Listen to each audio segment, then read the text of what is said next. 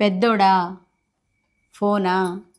మనకి రాత్రి అయిందంటే వాడికి అక్కడ పగలయ్యా. ఆఫీస్కి వెళ్ళుంటాడు, రేపు చేస్తాడులే. అమ్మాయా, దానికి ఎక్కడ కుదురుతుందయ్యా? ఇంటి చాకరీ అదే చేయాలి. అక్కడ పని వాళ్ళు కూడా దొరకరు. వచ్చే ఆదివారం వీడియో కాల్ చేస్తానందులే.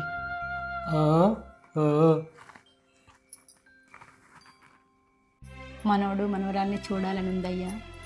నాకు మాత్రం చూడాలని లేదా? నువ్వేగా కొడుకును ఫారిన్ పంపించాలని నీ కోరిక ప్రకారం పంపించావు. వాడికి మాత్రం రావాలని లేదా? వాడికి మనమంటే చచ్చేంత ప్రేమయ్యా. నీకు ఇలా అయిందని తెలిసి వాడు ఆగమేఘాల మీద రావాలనుకున్నాడు. సెలవు దొరక రాలేకపోతున్నాడు. అక్కడ కొడుకు కోడలు పనిచేస్తే గానీ గడవదు. ఎంత చెట్టుకు అంత గాలి.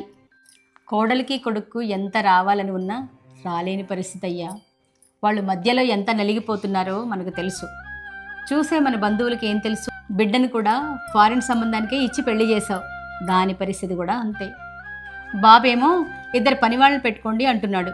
నువ్వేమో అంత జీతాలు ఎందుకు ఇంత జీతాలు ఎందుకు పని వాళ్ళకని వాళ్ళని రానివ్వాయే.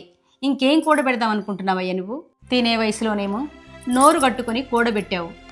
ఆ మూట మనకు సాయంగా రాదయ్యా. పైగా ఆపదలే తెచ్చి పెడుతుంది. కాళ్ళు చేతులు మంచిగున్నప్పుడు ఇల్లంతా వణికిచ్చావు. అన్ని రోజులు ఒకేలాగా ఉండవయ్యా. నాకు చేత కావట్లేదు. ఉండండి, రేపు ఎలాగో పని వాళ్ళని పెట్టేదే. మంచినీళ్ళు తీసుకొస్తా.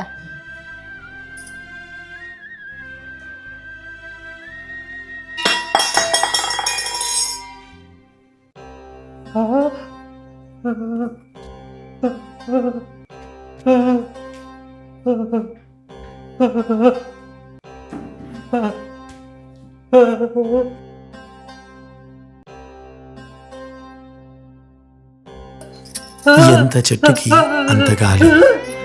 ఎవరి జీవితంలో కష్టాలు వాళ్ళవి.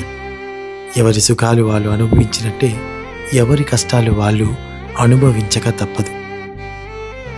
పక్కవాడి లైఫ్ ఎదుటివాడికి, చూసేవాడికి లోకుగానే కొందరికి కనిపిస్తుంది. కానీ కష్టమైన సుఖమైన ఎవరి జీవితం వారిదే అనే నిజం తెలుసుకోవాలి. కొడుకులు రాలేనంత మాత్రాన చెడ్డవాళ్ళు కాదు, పక్కనున్న కొడుకులందరూ మంచి వాళ్ళని కూడా కాదు. కేవలం ఈ కథ కల్పితం మాత్రమే, ఎవరిని ఉద్దేశించినది కాదు.